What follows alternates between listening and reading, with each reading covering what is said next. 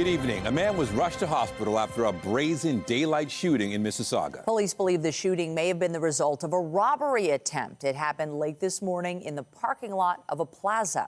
And that's where we find CTV's John Musselman tonight. John, what do investigators know at this point? Well, Michelle, we know that they're looking for at least 3 suspects who were seen fleeing this parking lot plaza in a dark-colored Jeep in what were being described here as a targeted robbery. Peel police say it happened around 11 a.m. A man and a woman in a Cadillac Escalade pulled into this business plaza parking lot on Derry Road. They were approached by 3 suspects. One was armed with a baseball bat. We know at least one of them had a gun. What we believe has transpired so far is that this was a robbery that took place. The victim that was shot, along with an adult female, were on board the black Cadillac Escalade that you see behind me here, at which point a confrontation occurred between 3 individuals. That confrontation fled on foot just a little bit west of here in the adjacent parking lot, where a physical confrontation happened between the suspects and the victim where he was shot. The victim was rushed to hospital in life-threatening condition. The woman was not hurt. Workers in this plaza tell CTV News they heard at least 3 shots. They also say the suspects were parked in a vehicle beside the building before the Cadillac pulled up. They came and grabbed his bag and ran away. The guy, he tried to stop him during that time period, so they shoot him. But waiting already in the wearing mask there. They wearing all over their face? Yeah. 3 of them? Yeah.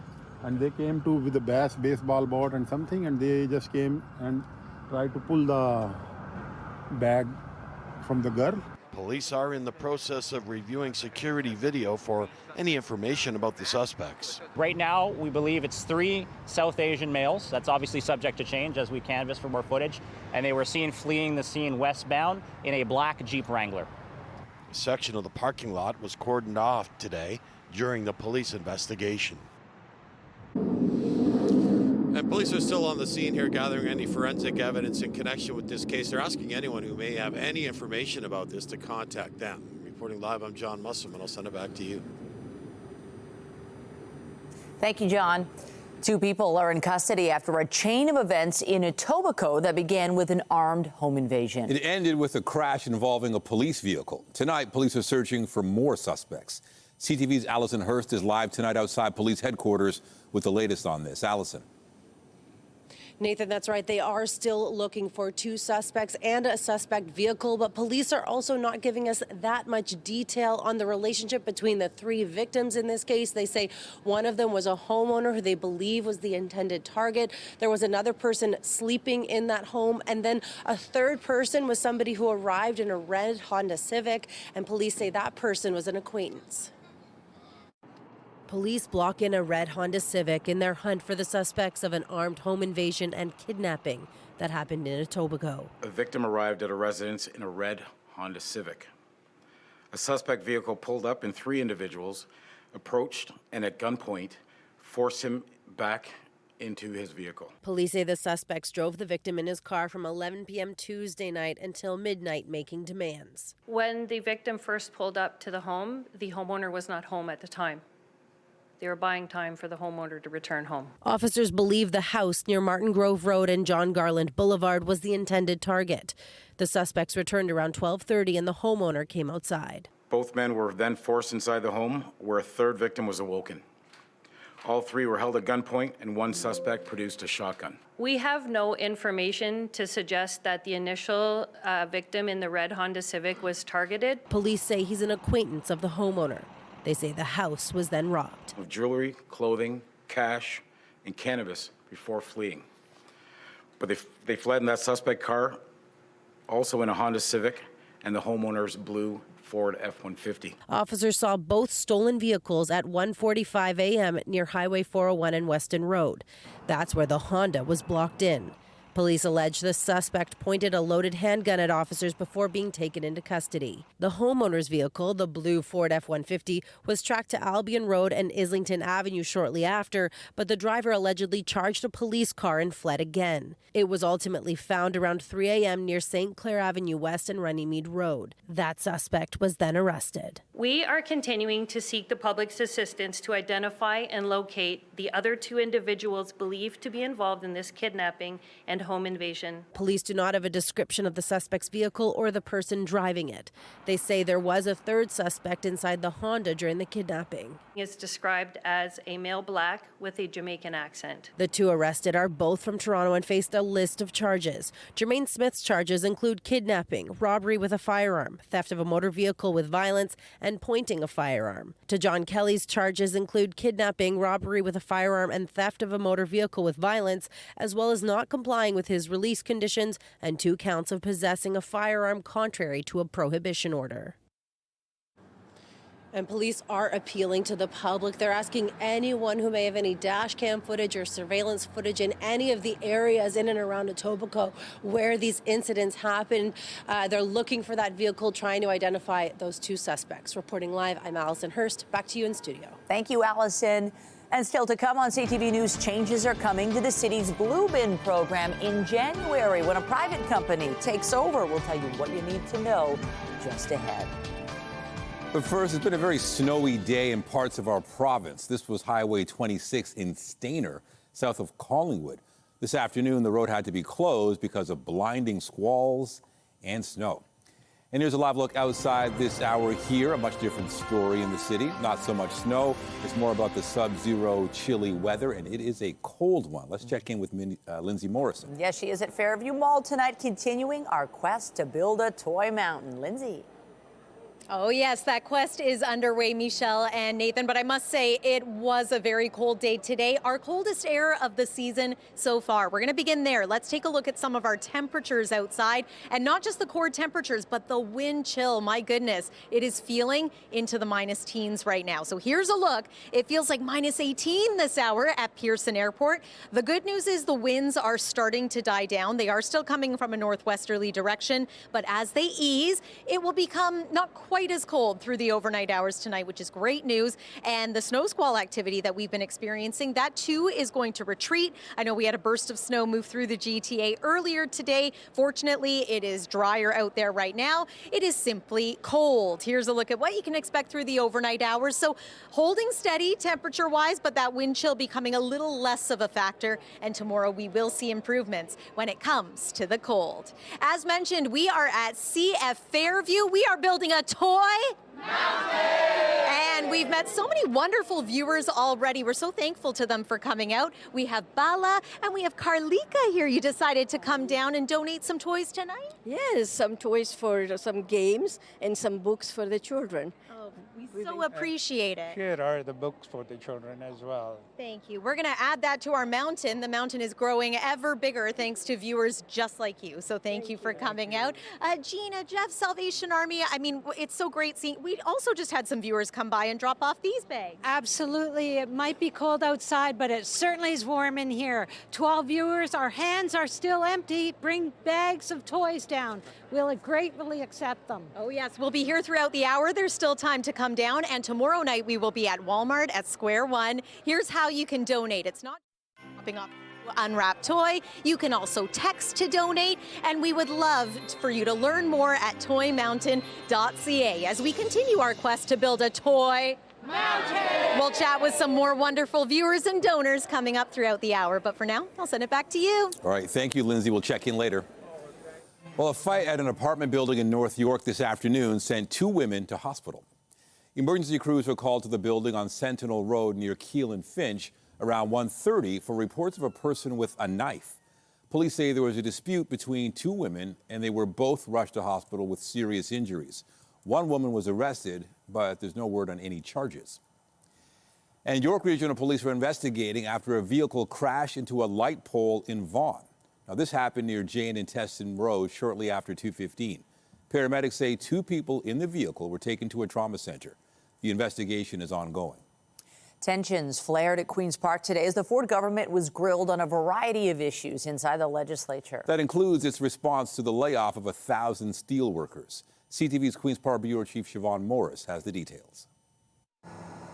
It may be frosty outside Queen's Park, but inside the legislative chamber, I'm going to start naming people. the heat is cranked. The Ford government facing questions about the Skills Development Fund scandal and the layoff of 1,000 workers at Algoma Steel in Sault Ste. Marie. Ontario loaned the company $100 million, knowing the pink slips were coming. When is this premier going to stop holding the line and fire his Minister of Labour? Madam Speaker, the only person that should get a pink slip is the Leader of the Opposition. A response the NDP leader calls dismissive and callous. He's not taking it seriously. He's making jokes when we're talking about the misfortune of 1,000 people, right? A really devastating impact on a community and an industry. Algoma's transitioning to a kind of steel production that doesn't require as many workers, a process sped up by crushing U.S. steel tariffs. The $100 million loan that we invested kept them alive long enough now to fight the future. The feds also offered $400 million in loans, with no sign of an end to tariffs. We'll continue to monitor things to support the industries that are hit the most by these Section 232. But opposition parties think the agreement with Algoma should have come with more. If the government had actually talked to the workers, there could have been a transition plan in place.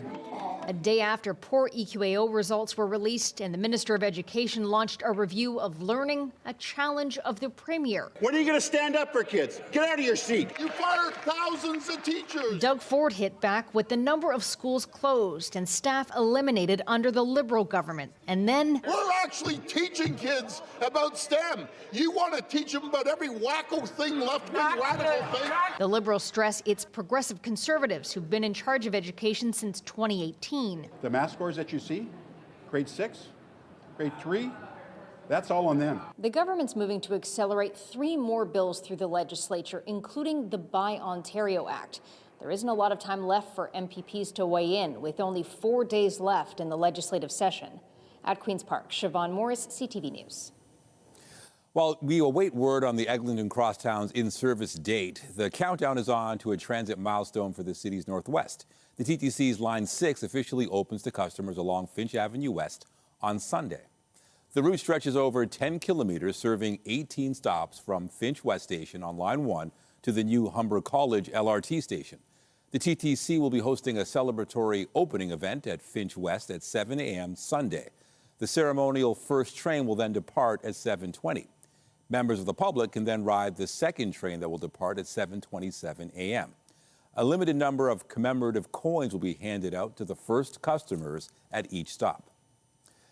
From toothpaste tubes to deodorant containers, you'll soon be able to throw more items into your blue bin for recycling. It's just one of the changes that will take place when the city transitions to a private operator for residential recycling services beginning in the new year. CTV's Mike Walker has the details. Big changes to Toronto's Blue Box program starting next month. Residential recycling will no longer be the city's responsibility. Instead, it will be handled by a private company. I hope they're efficient. This is part of the Ontario government's takeover of the Blue Bin program that plans to make producers responsible for the products and packaging they put in the marketplace. Starting January 1st, Vancouver-based Circular Materials will be the new service provider, responsible for collection and services for residential properties, some multi-residential buildings, schools, long-term care facilities, and retirement homes. Green for Life has been contracted for recycling pickup. The city says it has been planning for a smooth transition with collection day remaining the same. Same bin, same day, different operator. No city employees are losing their jobs. Instead, workers will be redeployed.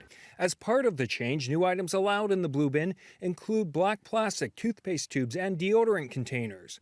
As for any issues, the city says complaints will no longer be handled by its 311 service. We encourage all residents, if they have an issue, to call Circular Materials for any miscollection and any broken bin or repairs that are needed. The number for Circular Materials has been added to the side of blue boxes, part of the city's communication efforts over the past year. It's a 9 to 5 operation. I think we'll be asking that they expand the hours of their call center, which may or may not be contracted out. I'm not so sure the taxpayer system was the best run and best managed, but I'm also not sure that privatizing all of this and contracting it out is the solution either. Those service concerns echoed during today's Infrastructure and Environment Committee meeting. We've got to make sure that the recycling is picked up. Prompting the committee to request a report back on the transition at its first meeting in the new year. With this change, the city estimates an annual savings of $10 million. Officials say that money will be used to offset rate hikes. Mike Walker, CTV News. A new report warns food costs will increase faster than the overall inflation rate next year. CTV's Abigail Beeman breaks down the numbers and what's behind the expected jump in prices. As a new and breastfeeding mom, more expensive food prices mean hard decisions for Valerie E. Madison. Well, now even the quantity of food as well, I have to cut a little bit, to have the quality, so you have to cut it because, yes, it's just so expensive. According to a new report, overall food prices are expected to jump between 4 and 6% next year, leaving a family of 4 with an annual grocery bill of $17,571 and change, up almost $1,000 from last year. This is our 16th edition, and so we've never predicted an amount like this. The biggest driver this year, beef, climbed 19% in the first quarter and 7.2% overall. Because of beef prices, people are so shocked they pivot towards chicken and pork. We're also expecting prices for both chicken and pork to increase as well.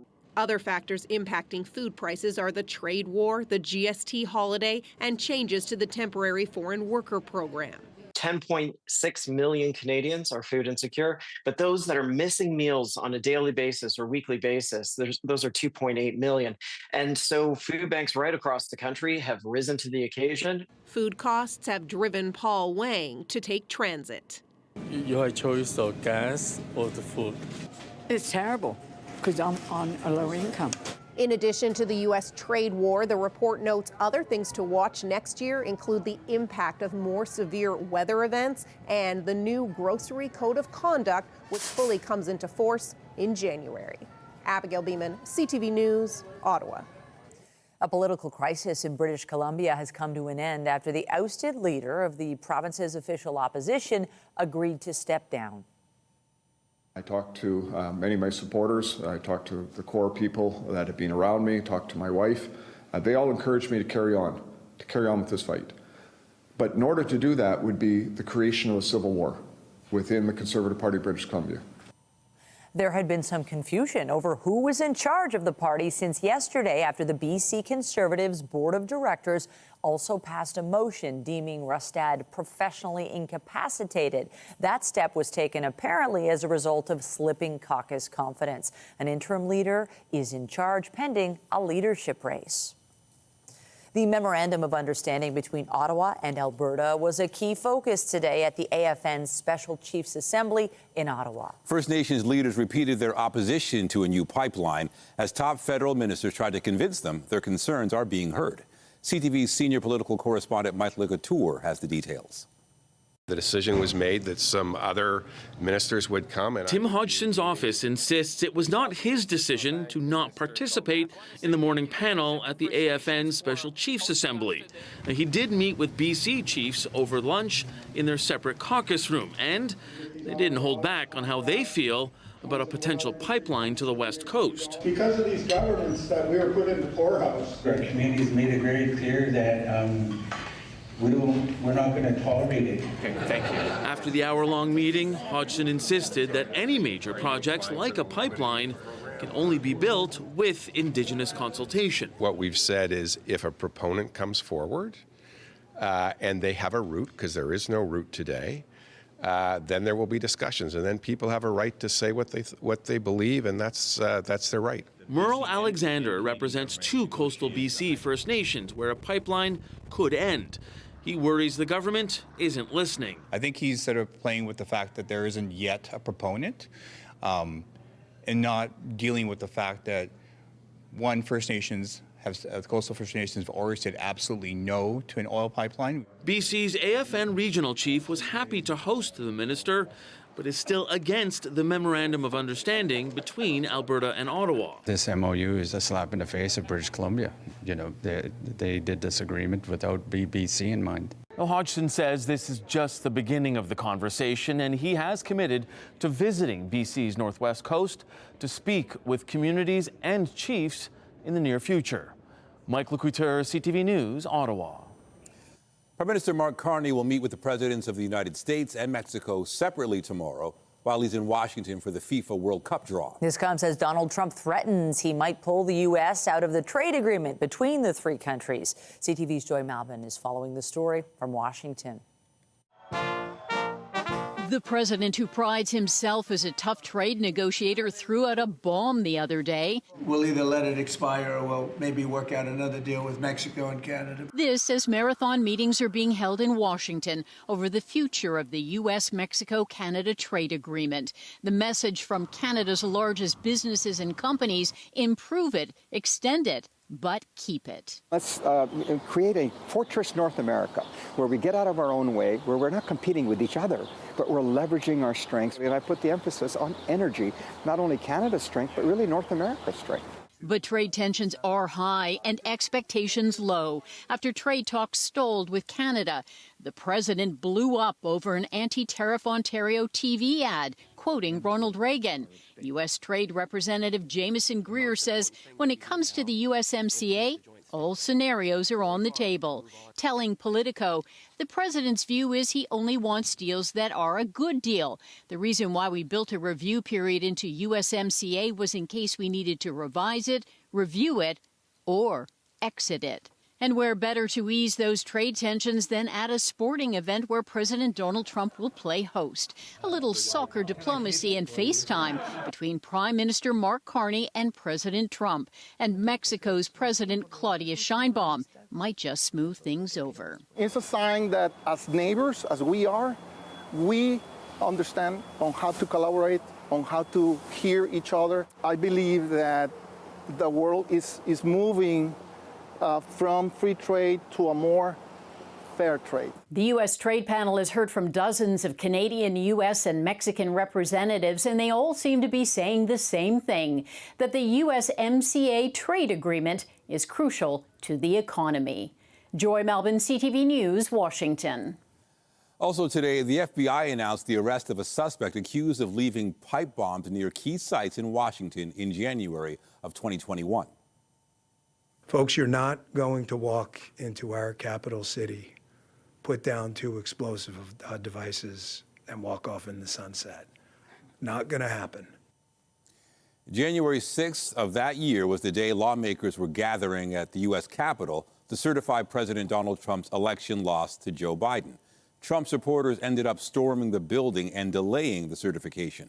But authorities also noted someone placed pipe bombs at key sites in Washington the night before, including outside the Democratic and Republican Party headquarters. The bombs were defused and nobody was hurt.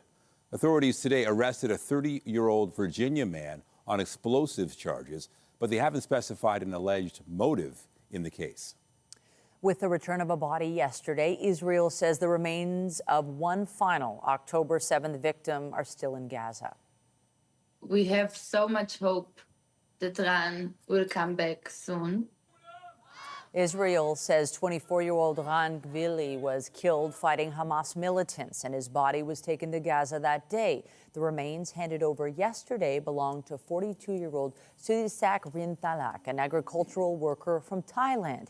The handover of the last hostages' bodies in Gaza would complete a key condition of the initial part of U.S. President Donald Trump's plan to end the 2-year Gaza war. This comes as medics say 5 Palestinians were killed in an Israeli strike on Khan Yunis last night. Israel says it targeted a Hamas militant after its forces were attacked in Rafah. Meanwhile, Russia continues to launch strikes in Ukraine, including an overnight strike on the port city of Odessa that injured 6 people. Ukrainian officials say Russia fired 2 ballistic missiles and 138 drones at Ukraine in the latest attack. Russian President Vladimir Putin, meanwhile, has arrived for a visit to India, greeted by Prime Minister Narendra Modi. Their countries are expected to sign a number of deals that, despite increasing U.S. pressure on India to stop buying Russian oil. This comes as the Trump administration continues to pursue a deal to bring Moscow's invasion to an end, with no success so far. Coming up, Justin Trudeau and Katy Perry make an official appearance in Tokyo, and the post from Japan's former prime minister has people talking. We'll explain. And I'm Pat Foran. Coming up on Consumer Alert, many people are now doing their holiday shopping. And if you are, you may be tempted with buy now, pay later plans. They can help you break purchases into installments, but if you're not careful, they can also get you into debt. All of that story, that's just ahead. So many wonderful toys coming in here at CF Fairview. Lillian Stojanowski, you are the general manager. Thanks for having us here tonight. Oh, you're very welcome. It's our pleasure to host CTV Tow Mountain Drive at Fairview Mall. Yes. So we see one of the drop-off bins behind us here. This is where people can come and bring a new unwrapped toy? Yes, please. We are partnering with Salvation Army for the CTV Toy Mountain Drive. The box is here until December 23rd. Please come, drop off your unwrapped gifts or brand new gifts, toys for the children. So we would wait for you here. Yes. And you are also making a donation yourself tonight. Absolutely, yes. We, Cadillac Fairview, we are in a great partnership with Salvation Army and CTV Tow Drive. So we are here to present $10,000 donation. $10,000. Thank you so much to Fairview Mall. Lots more to come as we build a mountain of toys, and we'll have your weather forecast after this. Fantastic. Thank you so much. That's wonderful.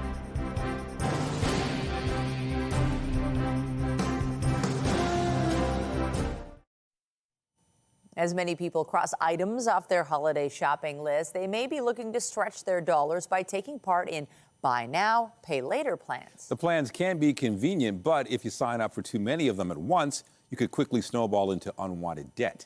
Here's Pat Foran and Consumer Alert. Pat. Thanks, Nathan and Michelle. Many years ago, stores had layaway plans. You could make payments on something, but you only got it once it was fully paid for. With these new plans, you get the product right away, and if you don't keep track of them, they could hurt your credit score.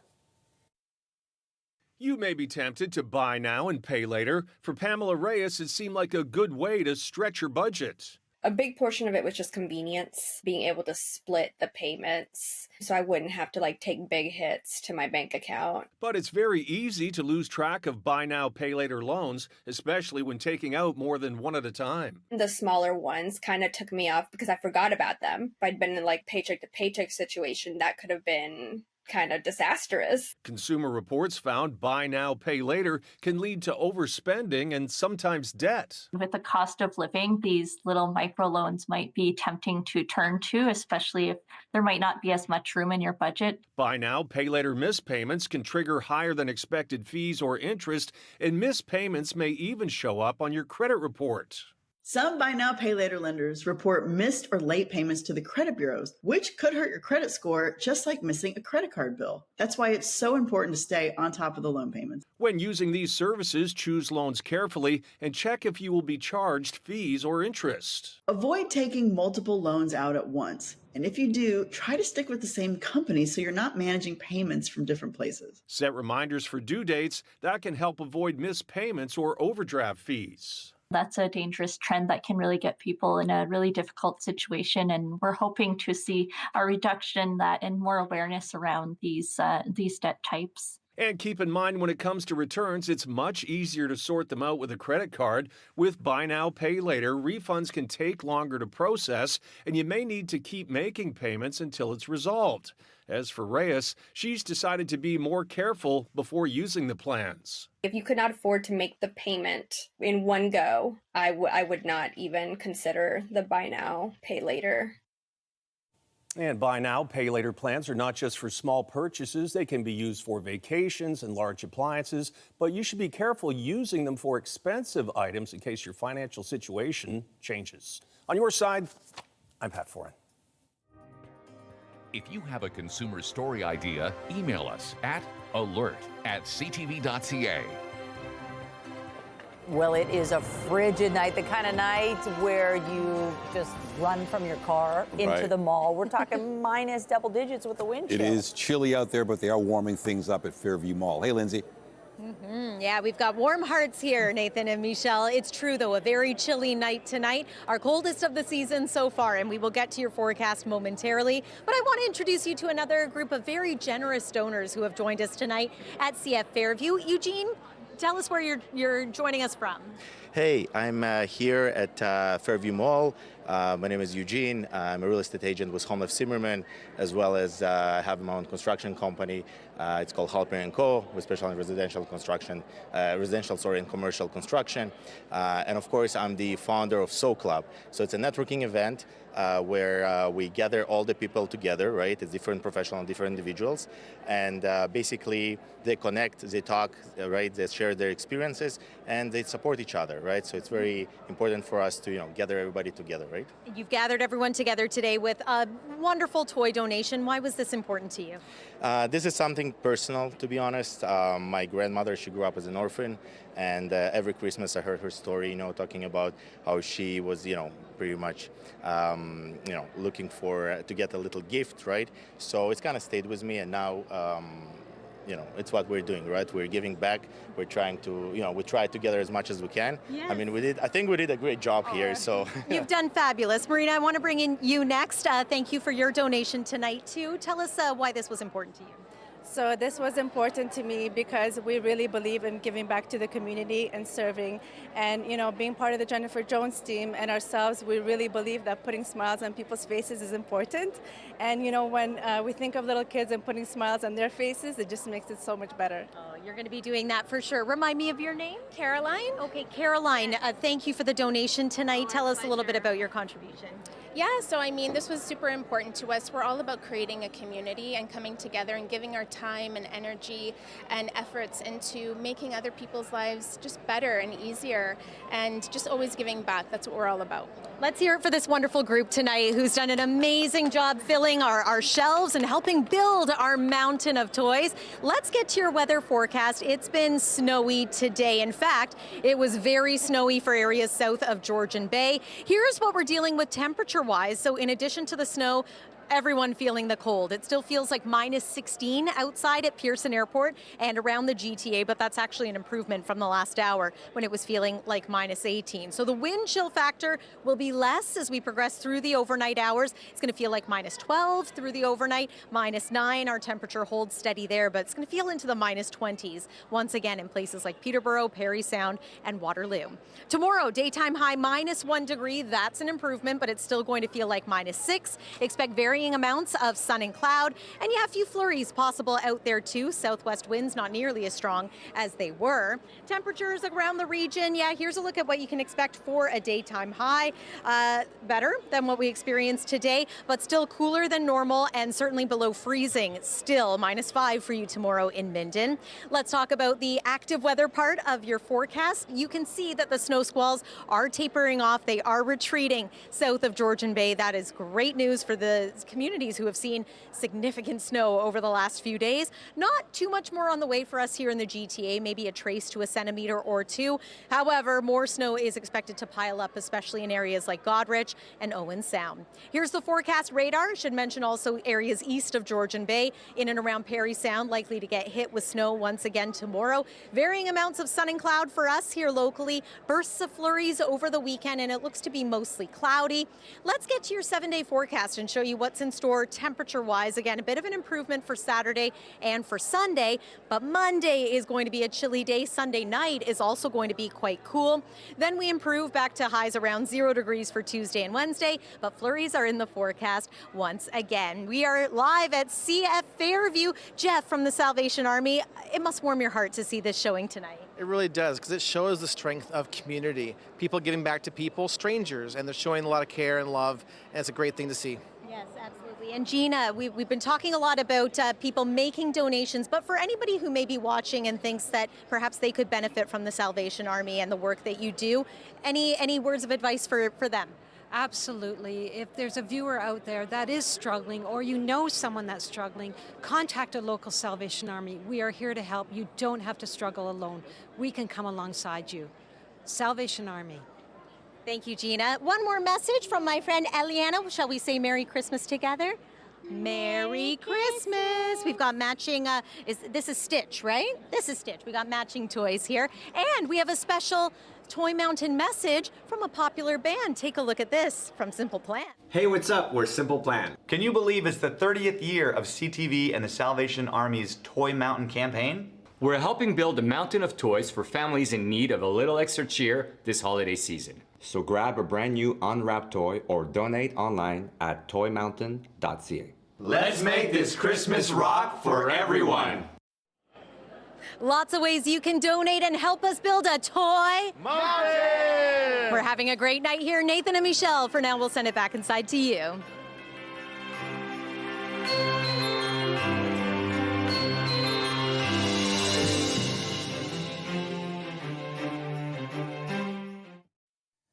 The Canadian Food Inspection Agency is ordering further action to contain a Salmonella outbreak linked to Iranian pistachios.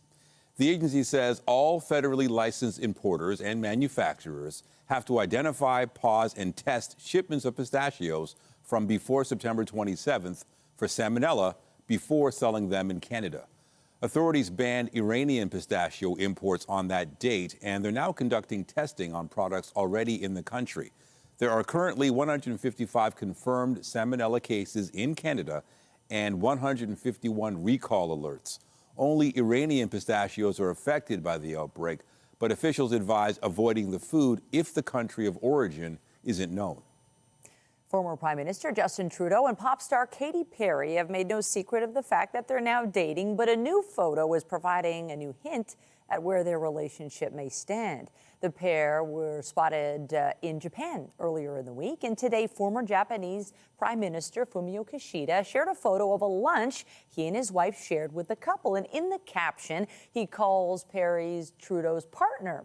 Trudeau posted afterwards saying, in part, "Great to see you. Katie and I were so glad to have the chance to sit down with you and Yuko." People magazine says this marks the first time Perry has joined Trudeau in a political capacity. Well, as 2025 comes to an end, Google has unveiled the searches that defined our year. From the stories that captured the attention of Canadians to the personalities who dominated the conversation, CTV's John Vanavali-Rao breaks down the trend that had Canadians curious.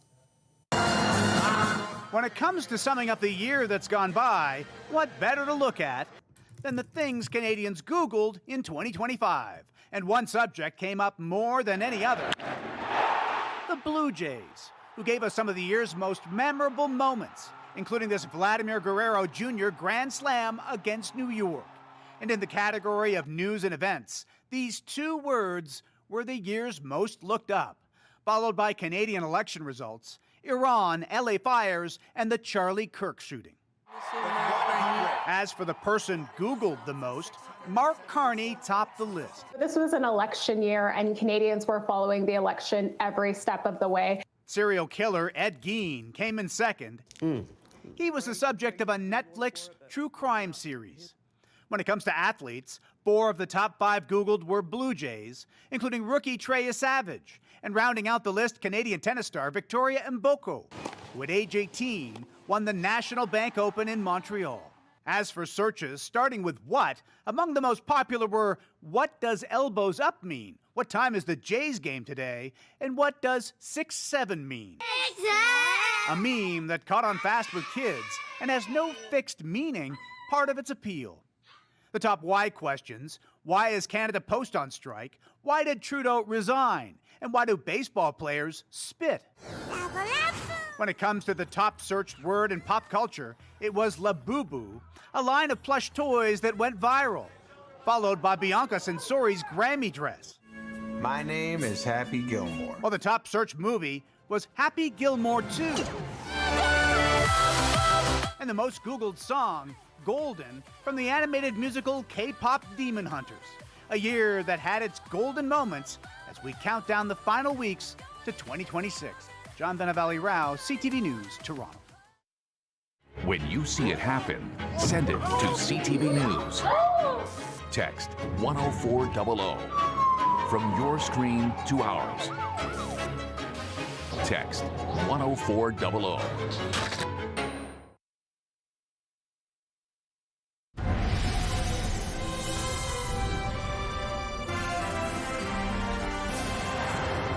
Good evening. A man was rushed to hospital after a brazen daylight shooting in Mississauga. Police believe the shooting may have been the result of a robbery attempt. It happened late this morning in the parking lot of a plaza. And that's where we find CTV's John Musselman tonight. John, what do investigators know at this point? Well, Michelle, we know that they're looking for at least 3 suspects who were seen fleeing this parking lot plaza in a dark-colored Jeep in what we were being described here as a targeted robbery. Peel police say it happened around 11 a.m. A man and a woman in a Cadillac Escalade pulled into this business plaza parking lot on Derry Road. They were approached by 3 suspects. One was armed with a baseball bat. We know at least one of them had a gun. What we believe has transpired so far is that this was a robbery that took place. The victim that was shot, along with an adult female, were on board the black Cadillac Escalade that you see behind me here, at which point a confrontation occurred between 3 individuals. That confrontation fled on foot just a little bit west of here in the adjacent parking lot, where a physical confrontation happened between the suspects and the victim, where he was shot. The victim was rushed to hospital in life-threatening condition. The woman was not hurt. Workers in this plaza tell CTV News they heard at least 3 shots. They also say the suspects were parked in a vehicle beside the building before the Cadillac pulled up. They came and grabbed his bag and ran away. The guy, he tried to stop him during that time period, so they shoot him. But waiting already in the wearing mask there. Were they wearing all over their face? Yeah. 3 of them? Yeah. And they came to with a baseball bat and something, and they just came and tried to pull the bag from the girl. Police are in the process of reviewing security video for any information about the suspects. Right now, we believe it's 3 South Asian males. That's obviously subject to change as we canvass for more footage. And they were seen fleeing the scene westbound in a black Jeep Wrangler. A section of the parking lot was cordoned off today during the police investigation. And police are still on the scene here gathering any forensic evidence in connection with this case. They're asking anyone who may have any information about this to contact them. Reporting live, I'm John Musselman. I'll send it back to you. Thank you, John. 2 people are in custody after a chain of events in Etobicoke that began with an armed home invasion. It ended with a crash involving a police vehicle. Tonight, police are searching for more suspects. CTV's Allison Hurst is live tonight outside police headquarters with the latest on this. Allison. Nathan, that's right. They are still looking for 2 suspects and a suspect vehicle, but police are also not giving us that much detail on the relationship between the 3 victims in this case. They say one of them was a homeowner who they believe was the intended target. There was another person sleeping in that home, and then a 3rd person was somebody who arrived in a red Honda Civic, and police say that person was an acquaintance. Police block in a red Honda Civic in their hunt for the suspects of an armed home invasion and kidnapping that happened in Etobicoke. A victim arrived at a residence in a red Honda Civic. A suspect vehicle pulled up and 3 individuals approached and at gunpoint forced him back into his vehicle. Police say the suspects drove the victim in his car from 11 p.m. Tuesday night until midnight, making demands. When the victim first pulled up to the home, the homeowner was not home at the time. They were buying time for the homeowner to return home. Officers believe the house near Martin Grove Road and John Garland Boulevard was the intended target. The suspects returned around 12:30 and the homeowner came outside. EQ Bank is buying President's Choice Financial for an estimated $800 million. BNN Bloomberg's Marilla Fernandez has the details. EQ Bank is a digital financial services firm. It sees itself as a challenger to the bigger traditional lenders. As part of the deal, EQB will take on President's Choice 2.5 million customers and close to $6 billion in assets. Loblaw will keep a 17% stake in EQB. The deal also makes EQB the financial partner of the PC Optimum loyalty program, which has more than 17 million members. Here are the closing numbers for the day. The Canadian dollar is down to 71.64. West Texas Intermediate crude is up to 59.67. Western Canadian Select is up to 45.63, and the TSX gained 317 points to end the day at another record high of 31,477. Those are your business headlines. I'm Marilla Fernandez. The Business Report is brought to you by Canadian Western Bank, the bank built for business. Freedom Mobile says a limited number of clients had their information accessed by an unauthorized third party back in October.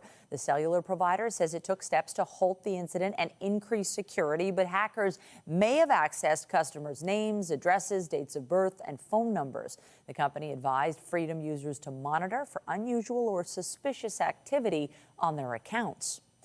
And just ahead, portraits that turn the lens on the artists themselves. An inaugural exhibit takes us into the spaces where local artists make their magic. Well, a huge thank you to all of the viewers who have made it down here to CF Fairview, even just within the couple minutes notice. We are here live until 7 p.m., but you can continue to drop new unwrapped toys at bins like this here at Fairview, but also at malls around the GTA and also at the Toronto area Ford dealers. And we want to give them a shout out because there's just over a week to enter a ballot if you drop off a toy, and you could be winning, picking up a Ford Bronco Big Bend. So that's something that would be just sweetening the deal of this wonderful Toy Mountain campaign. We're having a great night here tonight. Tomorrow night we are going to be at Walmart at Square One in Mississauga. So we look forward to seeing so many viewers there as well. A reminder that there are so many ways you can help us build a mountain of toys. You can text to donate. You can also snap a photo while you drop off a toy, and we'd love to celebrate you on our newscast. Stay with us. CTV News will be right back.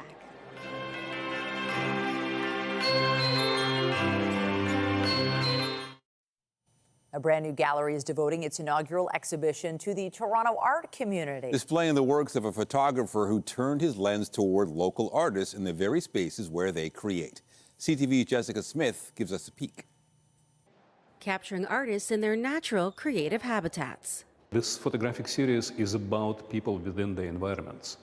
And so the balancing act for me was mostly to make the environment strong enough, but not too strong to overpower the subject. Being There by Toronto-based photographer Dmitry Levinov takes you into the spaces where other local artists breathe life into their ideas. Artists as a group, professional group, essentially work as emotions to make something which goes onto the wall.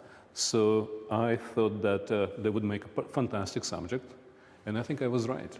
The exhibition presented by Koffler Arts is the inaugural show in their newly renovated studio, Koffler 301, in Toronto's Trinity Bellwoods neighborhood, a space dedicated to showcasing local artists. So we thought for the inaugural show, what better than to invite a photographer artist who has spent his life working with artists in the city. Each subject looking into the lens of Levinov's camera and into the eyes of the audience viewing each photo. It does feel like you're being there with the sitters. You're kind of in this room with these cultural figures here in Toronto. Being There will be here at Koffler Arts all the way through to December 14th, and the show is completely free. After that, it welcomes in another Toronto-based artist as we head into January of 2026. Jessica Smith, CTV News. From a gallery to gifts, lots of gifts for children in need across the GTA. It's been a great night at CF Fairview, Lindsay. Yeah, we've had so many gifts tonight, Michelle and Nathan. We're so happy. We're so thankful. Look at all these wonderful donors. Hold up your toys tonight and celebrate yourselves as we build a toy mountain. Yeah, the energy has been great tonight too. And Gina, this is the 30th anniversary of this campaign. This is pretty special for both CTV and the Salvation Army. Absolutely. It's not just an anniversary. This is 30 years of giving to struggling families who are just so relieved when their children can have toys to open at Christmas time. So thank you to CTV, Toy Mountain. Couldn't do it without you. We want to put a QR code on the screen because this is another way you can find out more about this campaign. You can find easy ways to donate. And then, of course, the most traditional way is dropping off a new unwrapped toy at various drop-off locations around the GTA. But tonight we're featuring CF Fairview because the mall is such an easy way to come and do some shopping and drop off a toy in a bin just like this one. We want to thank CF Fairview for having us tonight. Thank you, Lillian, and to your wonderful team. And we're going to take one more look at the the weather because it is chilly tonight. If you're venturing out to do any shopping, you're going to need maybe a couple of extra layers, but the next couple of days do offer a little bit in the way of relief. Some sun mixed with cloud for tomorrow. Flurries over the weekend for Saturday and for Sunday. Daytime temperatures not quite as cold, but Sunday night, ooh, it becomes chilly again. And then Monday is frigid, but at least we'll have some sunshine. Flurries also follow us into the middle part of next week. It's been a fabulous night building a toy mountain. A big thank you to everyone. Nathan and Michelle, we're going to send it back inside to you. Thank you so much. Lindsay. Excellent. Thanks, everyone, for all that generosity. Really appreciate it. That's it for us, but be sure to join Omar Sachedina tonight at 11 for CTV National News, followed by Pauline Chan, who has your next local newscast at 11:30. Meantime, coverage continues anytime on CP24 and at ctvnewstoronto.ca. For Lindsay Morrison and the whole team here at CTV News, thanks for watching and have a great night. There we go.